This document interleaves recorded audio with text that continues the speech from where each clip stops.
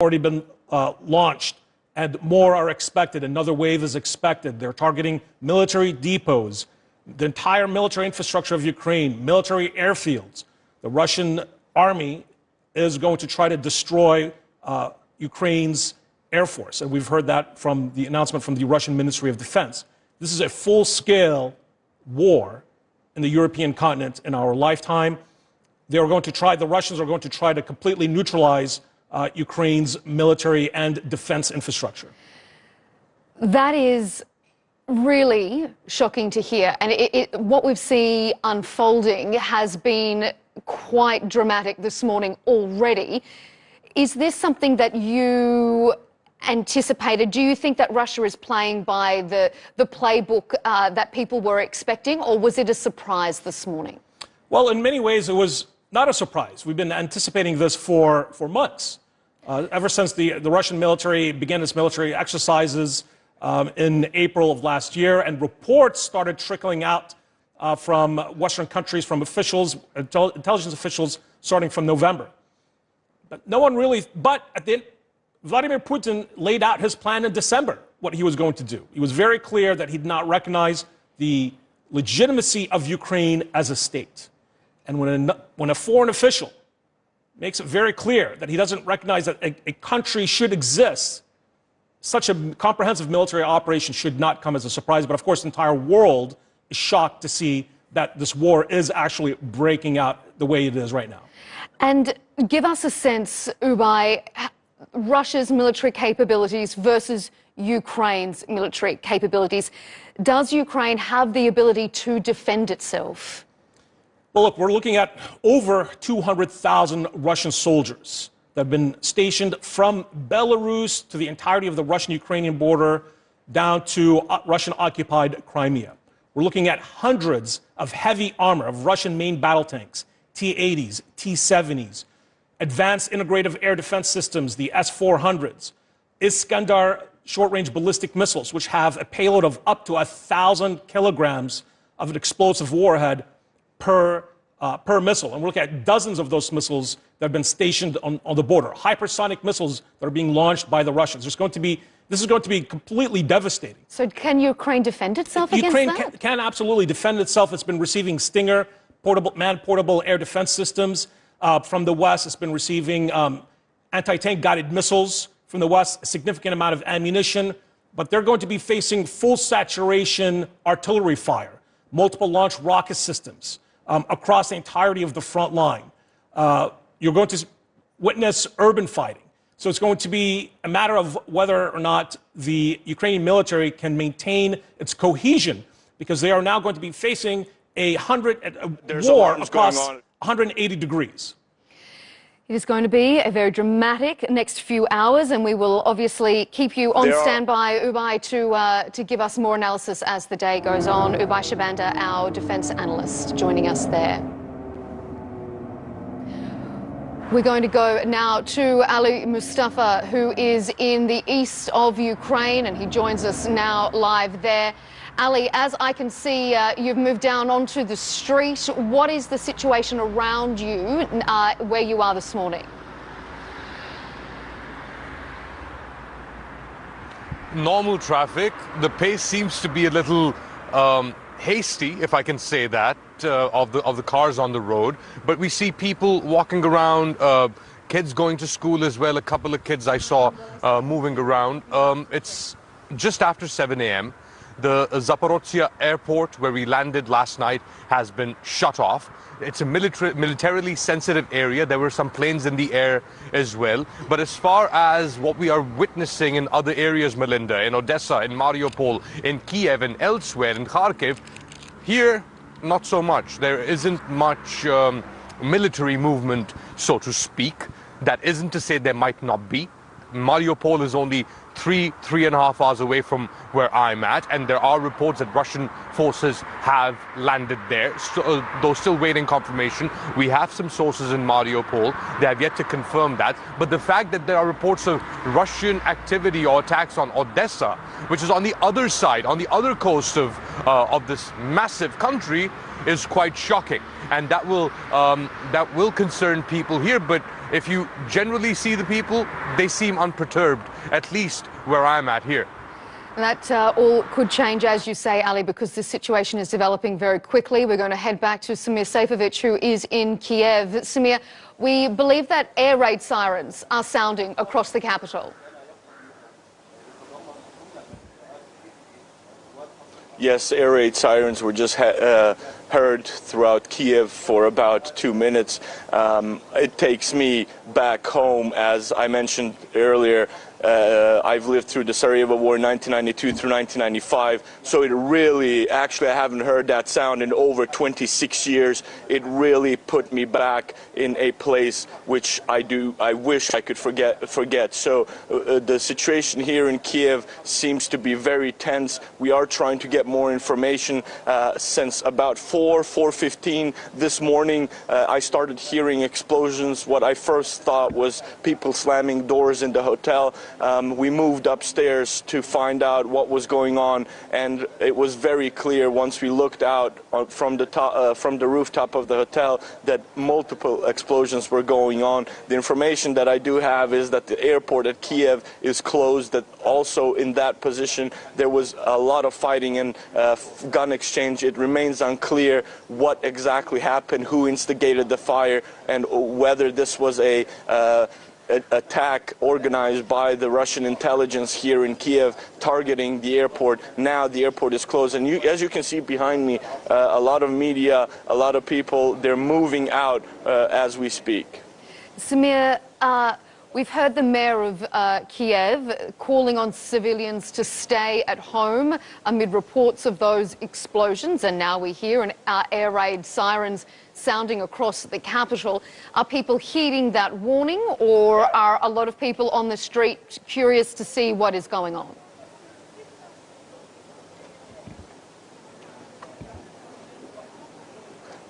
From what I'm seeing right now, since the call by the mayor, it seems that there's less and less people on the road. What I did see earlier was plenty of people moving out of their homes with luggage in their hand, moving in directions to get out of Kiev. So the situation remains tense here in Kiev. People who do have a place to go to, I believe this morning, will make their way further and further. And as you can see, more and more people are just moving out. It's not just media. So very difficult position here in Kiev. I'm going to stay with you on throughout the day. Samir Seyfovich, thank you, live from Kiev.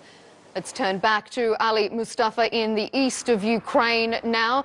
Ali, obviously the situation in the capital is intensifying, but we heard from the Russian representative and the UN and the Russian president himself saying this is not a full-scale war. This is purely a special operation in the east of the country. Are you getting a sense that that this conflict is spreading well beyond that border?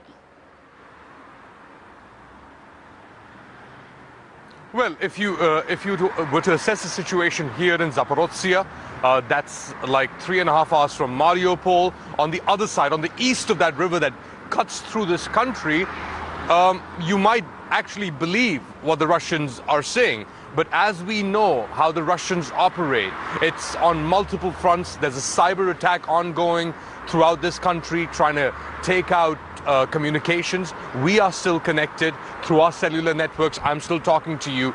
But all of this could change like this. And we've seen that. For weeks on end, our colleague Sarah Firth was on the front lines telling us of that build-up of rising tensions, but there wasn't necessarily this amount of intensity. Now, within a matter of days, since Vladimir Putin, the Russian president, recognized those breakaway regions of Ukraine in Donetsk and Luhansk, it's right in front of us. It's moving at an extremely fast pace, but at the same time, you see the street, people walking around. There's a government building there. There's a bus station right across from me as well. And it seems, at least from this position, that life continues. The airport is shut. Does it spread? To what extent does it spread? Does it reach these parts? These are all questions that we will definitely have an answer for in the hours and I guess days to come, Melinda. It is all moving so quickly, Ali. We heard from Russia that this operation in eastern Ukraine was to defend and protect the civilians in that region, in the eastern Donbass region, from what Russia says is Ukrainian aggressions and Ukrainian attacks. Has there been any evidence provided for those claims in recent days? It would sound funny if it wasn't so ridiculous to say that the aggression has been coming from the Ukrainian side. For weeks now, we've seen the buildup of Russian troops in and around Ukraine. In Ukraine and Crimea, we saw positioning of Russian troops. In Moldova, just south of this country, we have Russian troops present in Belarus. So all in all, there are up to an estimated 190,000 Russian troops amassed at these borders. And Ukraine, by comparison, doesn't have those numbers. It doesn't have that technology. Russia is a very sophisticated military machine. Russia is a very sophisticated cyber army, so to speak, to carry out those attacks. We also saw reports on Russian media of so-called attacks by from the Ukrainian side into Russian-held or Russian-backed held territories. And Russians, as we know, are masters at carrying out those false information or disinformation campaigns and conjuring up, lest we forget, the 1999 bombings in those 3 major cities in Russia, which some sources then came out, including Russian sources, and blamed on the Russian intelligence, the FSB, of which Vladimir Putin was a part of. So Russia is no stranger when it comes to carrying out these false information campaigns. And when we listen to those Russian statements, we have to keep that particular fact in mind, that things are not what they seem, but at the same time, the aggression isn't necessarily coming from the Ukrainian side, Melinda. And we are going to take our viewers now to one of those Russian statements, Ali Mustafa. We're going to leave you there and turn now to the Russian President Vladimir Putin, who has vowed retaliation against those who interfere with Russia's operation in Ukraine. Have a listen. Whoever tries to interfere with us, and even more so to create threats for our country, our people should know that Russia's response will be immediate and will lead you to such consequences that you have never experienced in your history. Let's go now to Dasha Chernyshova, who joins us live from Moscow. Dasha, tell us more about Russia's justification for this special operation the president has announced has been launched in the east of the country.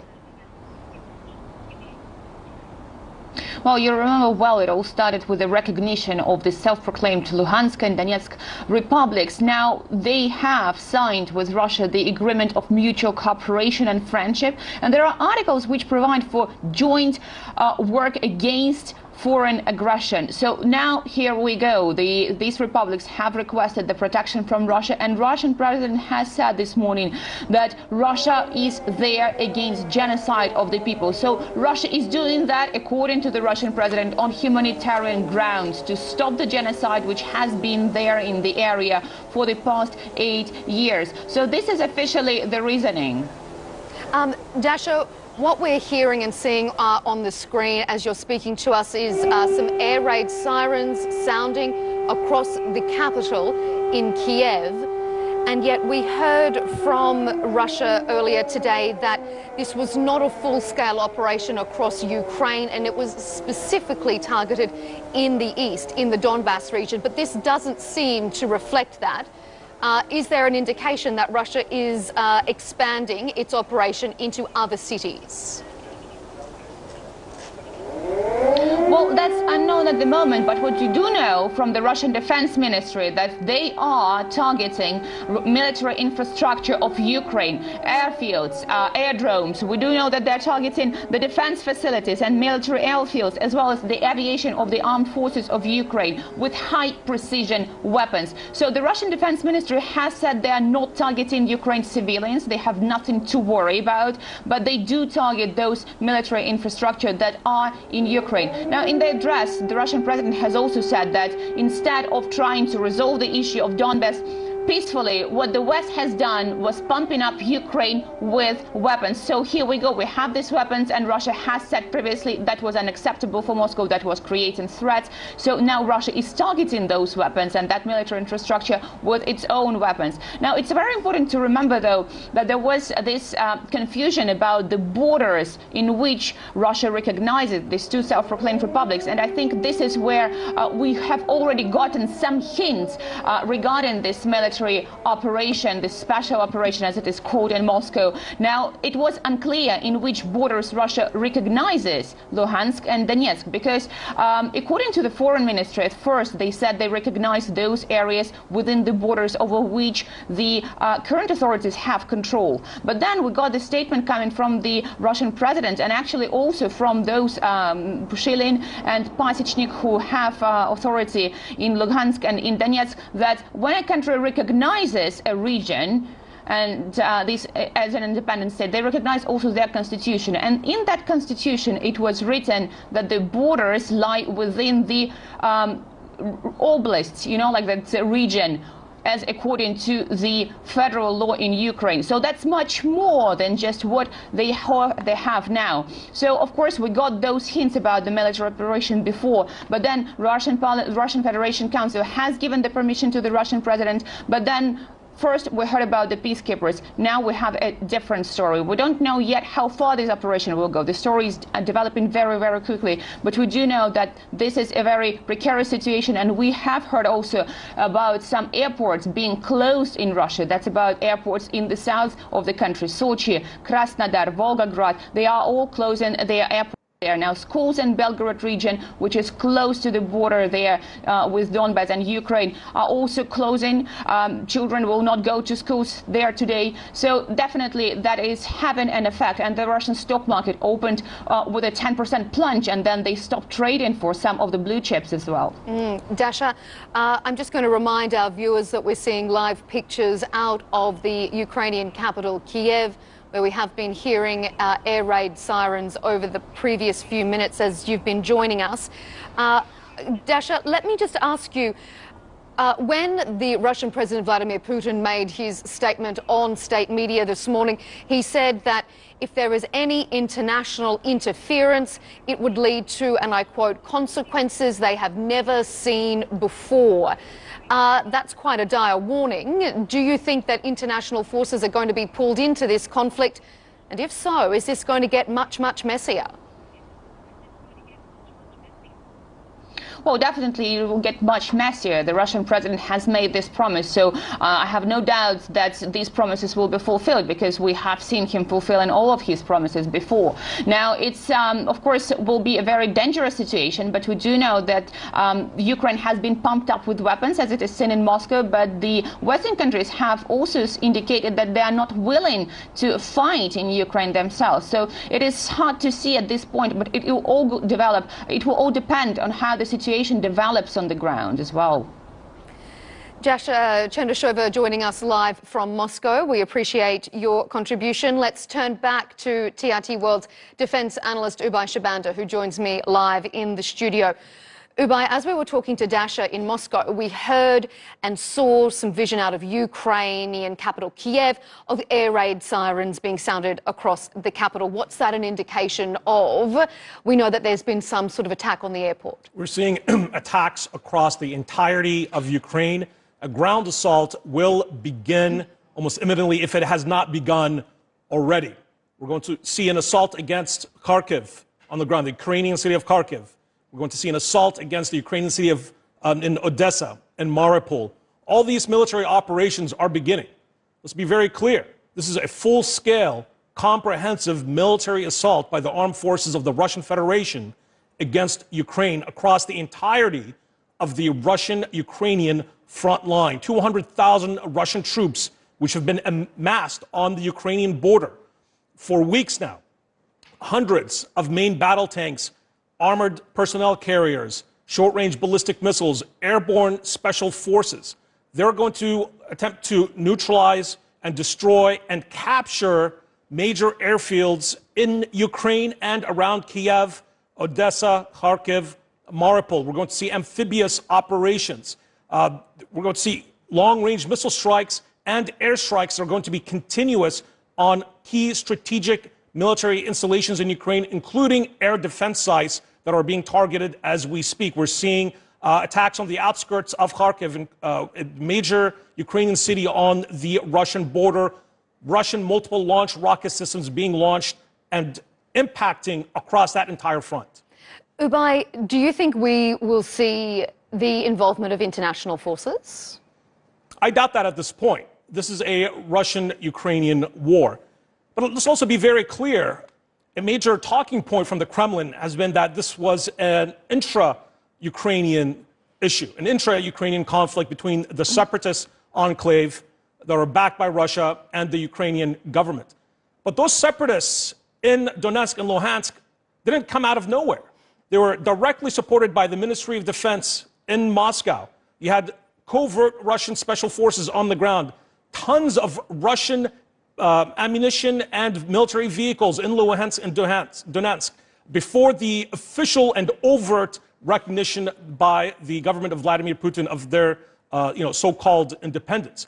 That was all a pretext for a much more wider and comprehensive military assault that threatens the very sovereignty and perhaps the existence of the Ukrainian state as we know it. Vladimir Putin himself, in a speech just 24 hours ago, made it very clear he does not recognize the historical legitimacy and sovereignty of Ukraine as a state.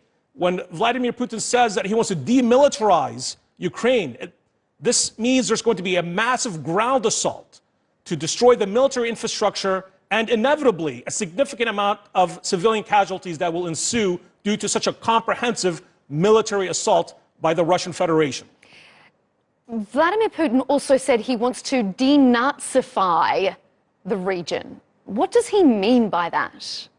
Look, when the Russian government speaks of ethnic cleansing in Ukraine, yes, there has been ethnic cleansing in Ukraine against the Crimean Muslim Tatar people, and that has been verified by multiple sources. After the Russian invasion and annexation of Crimea, dozens of Crimean activists, hundreds of Crimean families been pushed out of their homes, out of their ancestral homes in Crimea. That is a fact. That has taken place. And what we're seeing is an information operations war by the Kremlin as part of their much more comprehensive hybrid warfare strategy to try to establish a veneer of legitimacy for such a naked military assault against the sovereignty and existence of the Ukrainian state and against the Ukrainian people. It is unfolding all very quickly, and we appreciate having your analysis here. Ubay Shabanda live on set with us in Istanbul. Let's turn back now to the Ukrainian capital, Kiev, where our correspondent Samir Seyfovich is joining us. Samir, as we've just been discussing with Ubay, air raid sirens are constantly going off in the capital, Kiev. Give our viewers an update on what is happening where you are.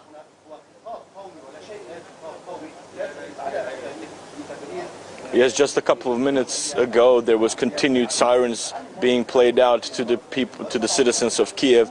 We've heard many of the sirens continue, and there just seems to be a lot of noise coming. Police sirens. We've heard the explosions early this morning around 4 a.m. They started, so it was a very uncomfortable scene to witness. There was the weather here the fog has covered the city in a sense, so you weren't able to really detect where in which particular location the explosions were going off. But around 4 a.m. this morning, the explosions started going on sporadically, and then the intensity rose as time progressed. Then there were reports of an airport attack here in Kiev, that there was an exchange of fire. It remains unclear who instigated the fire, whether that was Russian intelligence operatives who are operating here in Kiev, or what exactly happened at the airport. I was able to watch a feed using social media from the airport, which basically went black. And after that, I came back out of the hotel, and you could hear in the distance multiple explosions going on. So there's a lot of uncertainty here in the capital of Kiev. We've just heard that the Ukrainian defense minister has warned its people and the citizens of Kiev of possible airstrikes here in the capital. Samir, have we had any word from the Ukrainian leaders at this point?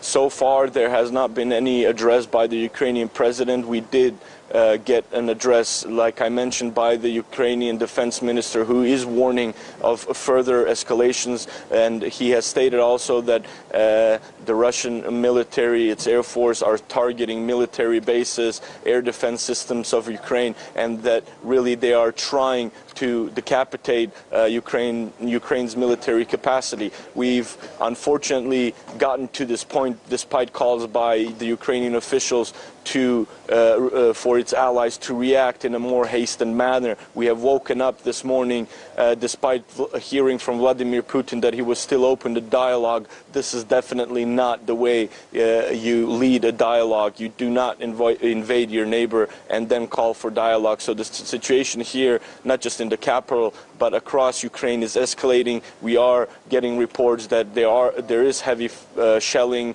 and artillery bombing going on in the city of Dnipro. This is an industrial town. We have also received reports that the Russian military has invaded Ukraine using the Black Sea, particularly the city in Mariupol, and that they have also moved in and invaded that city using land. So both sea and land used by the Russian military to move into Ukraine. We've also just heard a warning, a very scary statement by Vladimir Putin, who has basically said that if anybody stands in his way, that they will face consequences like never before in history. A very dire warning there indeed. Samir Seyfovich joining us from the Ukrainian capital, Kiev. Now, we understand that the US president has spoken to Ukraine's president in the last hour. Let's go straight to our correspondent, Yasmin Al-Sabawi, who is in Washington. Yasmin, do we know what the two leaders discussed? What is going to be the joint response here? Well, it's 12:30 a.m. Thursday morning in Washington, and President Biden just put out a statement saying he has just finished speaking to President Vladimir Zelensky of Ukraine. He says that President Zelensky reached out to me, and he says he asked me to call on the leaders of the world to speak out clearly against President Putin's flagrant aggression and to stand with the people of Ukraine. Of course, President Biden reassuring him of U.S. support. That includes, of course, humanitarian aid, financial aid, and the defensive weapons that have been given to Ukrainians, some more than 600 million in the last 6 months or so that have been shipped from the U.S. to Ukraine. President Biden scheduled to meet with G7 leaders via video conference from a secure room at the White House in about 8.5 hours from now.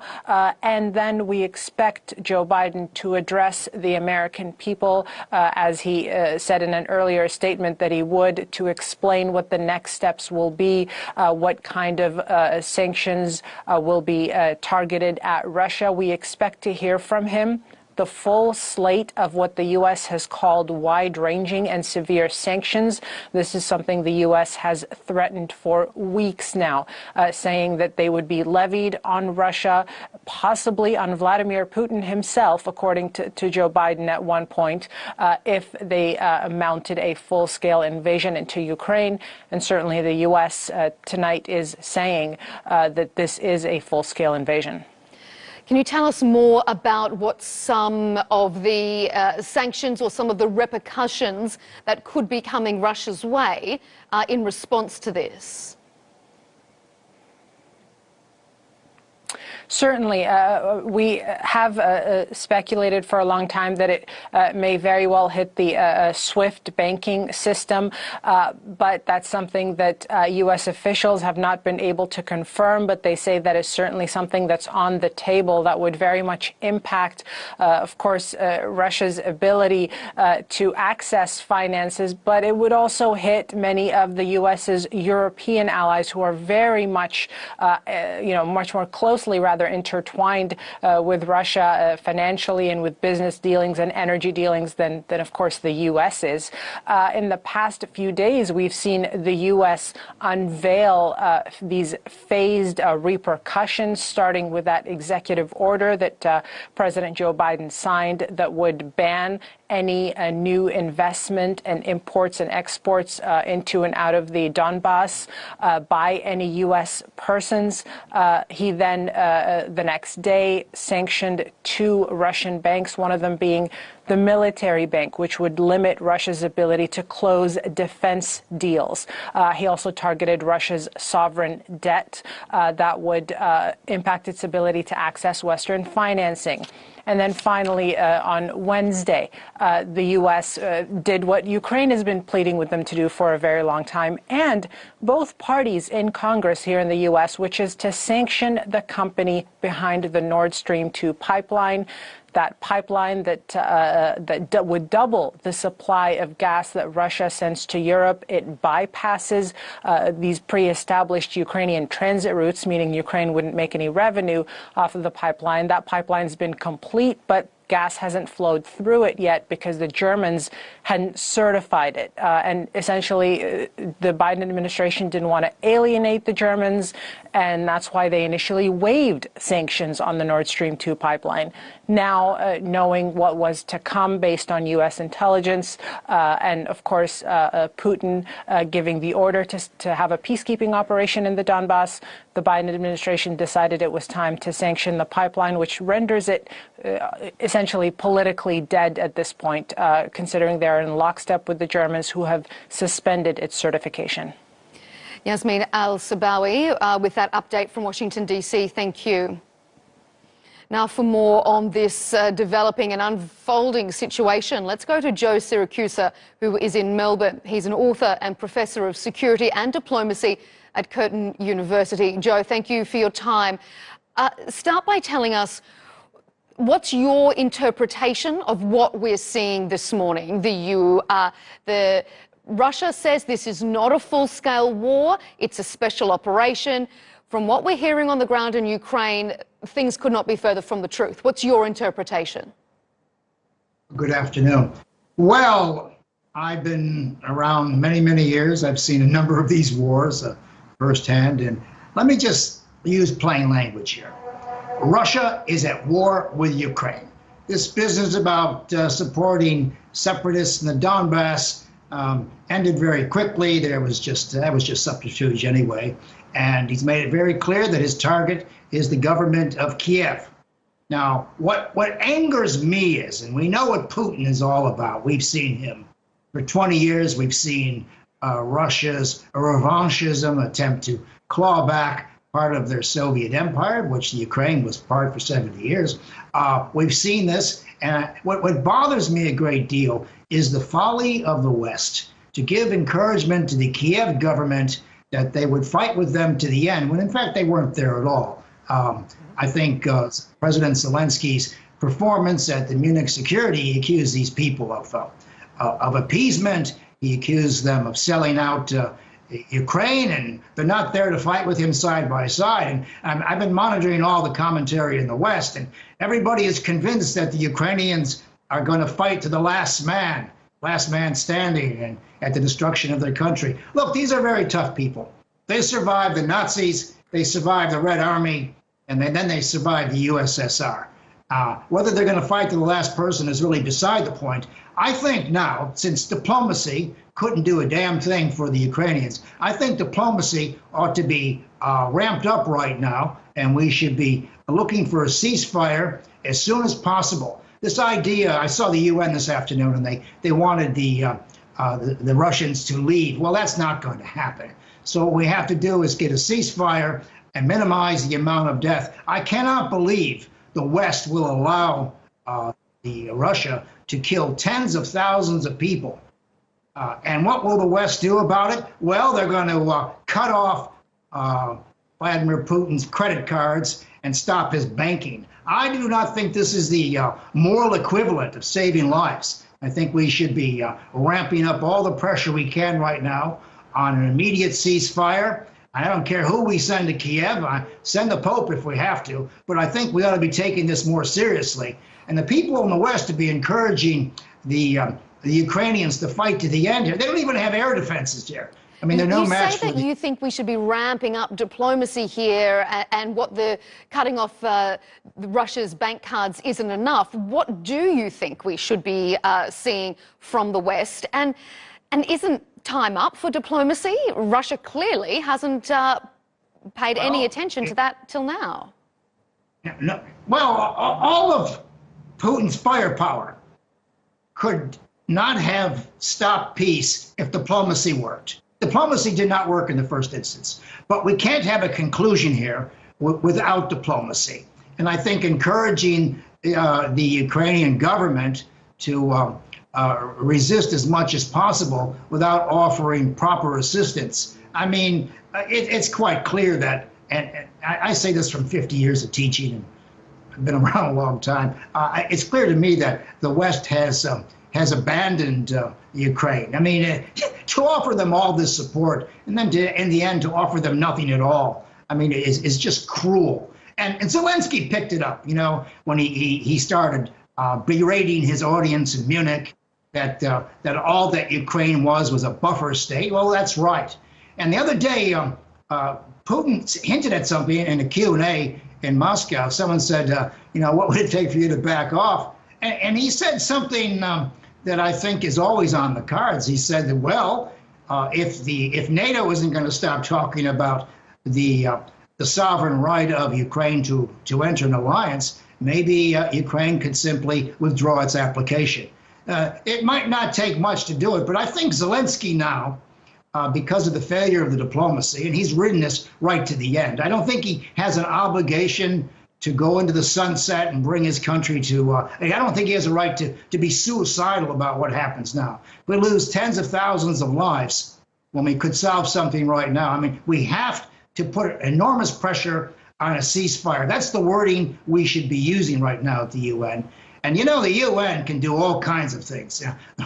We could suspend Russia. The General Assembly could give the Russians a really tough time. They like that particular assembly. And I have to tell you, I listened very closely today to what the Chinese and others were saying.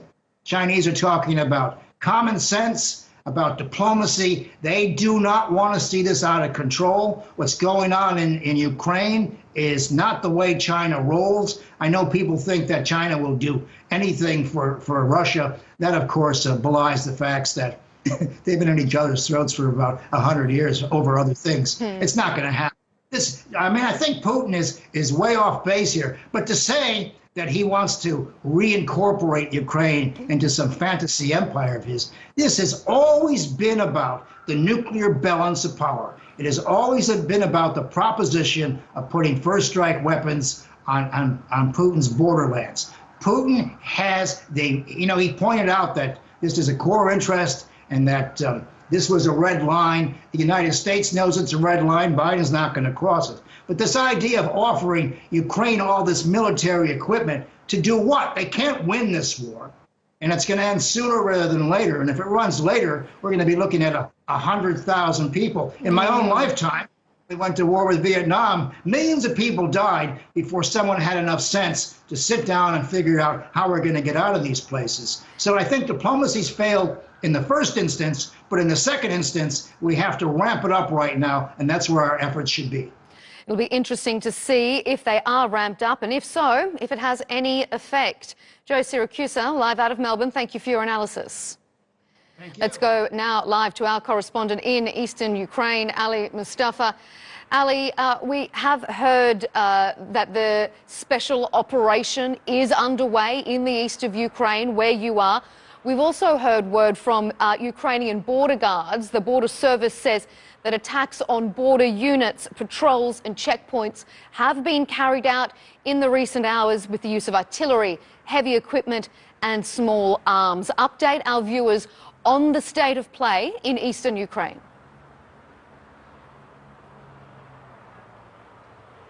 I'm actually at the border of eastern Ukraine, about 3.5 hours from Mariupol, which a report suggests is under heavy Russian assault. But it's not just eastern Ukraine, Melinda. We're also getting reports of Odessa being targeted, though the Ukrainian authorities have come out and said that no Russian troops have landed in Odessa.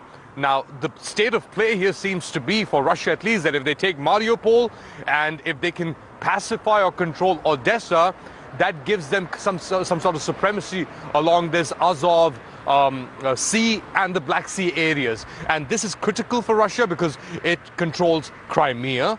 And there were these pockets, essentially, of Ukrainian sovereignty that are now essentially being taken out. Or if we are to believe the reports that are coming out of Mariupol and elsewhere in Kharkiv, these were the pockets that Russia is now taking out of Ukrainian sovereignty. It's a critical situation, but if you look around here on the streets of where I'm at, life goes on quite normally.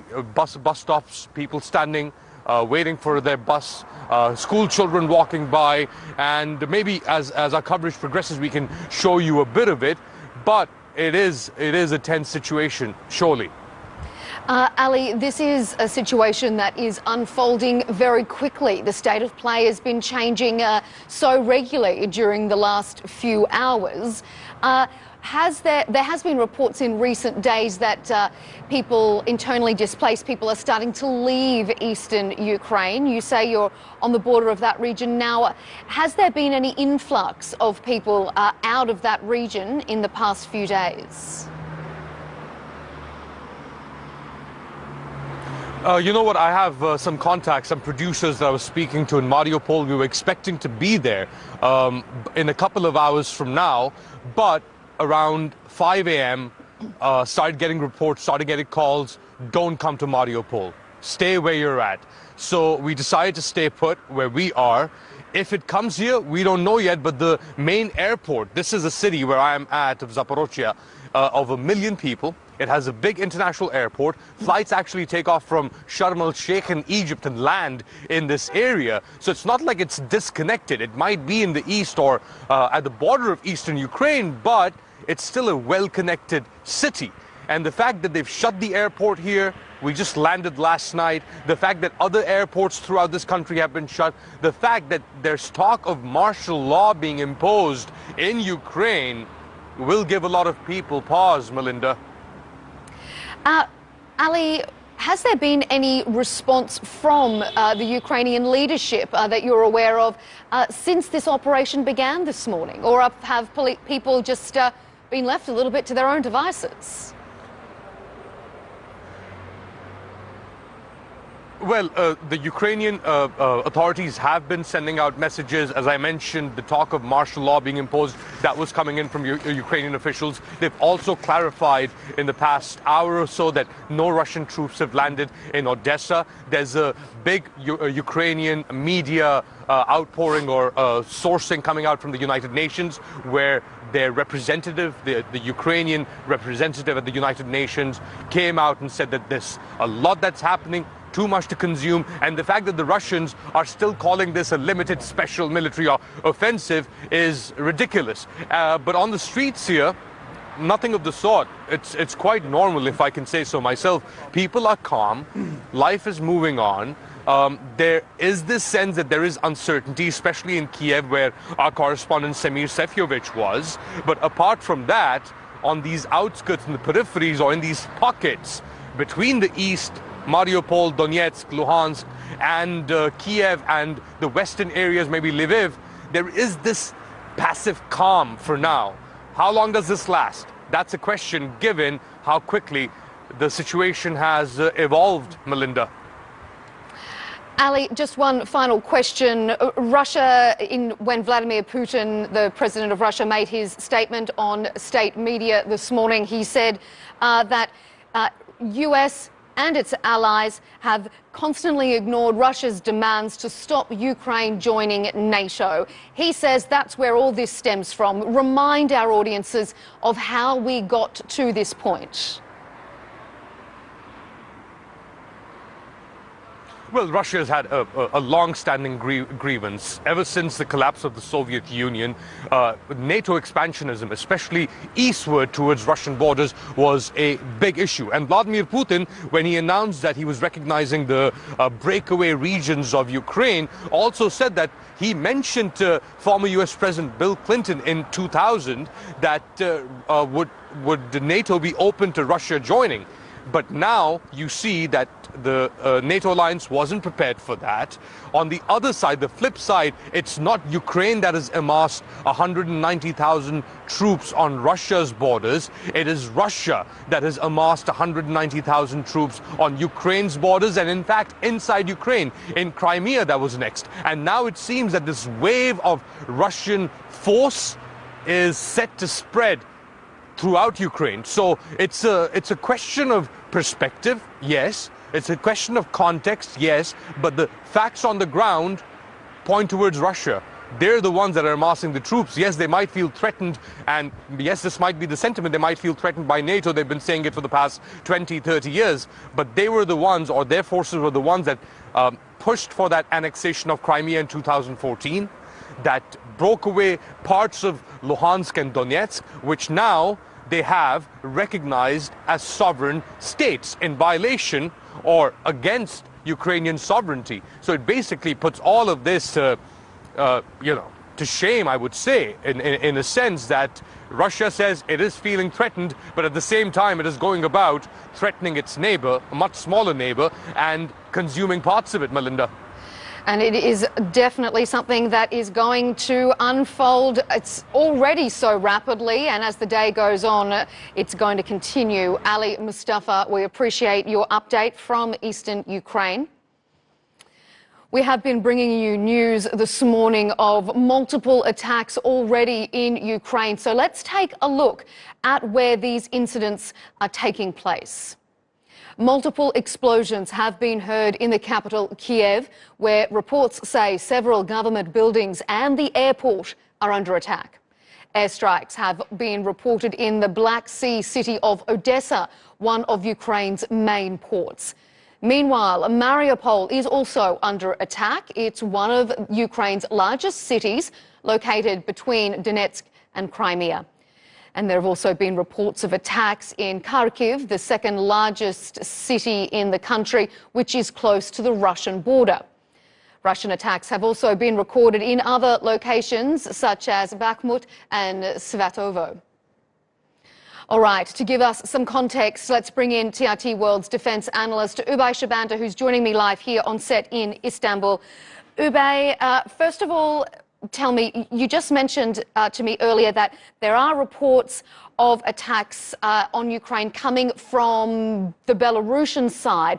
What more can you tell us about that? Look, this isn't just a military assault against eastern Ukraine. This is a comprehensive military assault meant to eventually isolate Kiev. Now, we do know on the northern front that we have nearly 40,000 Russian troops that are in Belarus on the Ukrainian border, on Ukraine's northern border. We do know that there are around another 30 to 40,000 Belarusian troops that are integrated with Russian forces in Belarus, and that we have over 100 attack aircraft, Russian attack aircraft, based in Belarus. And now we are hearing initial reports that that front line is now active, that the Russian forces in Belarus, alongside Belarusian forces, are attacking Ukraine in the north. That's around a 3-hour direct drive to Kiev.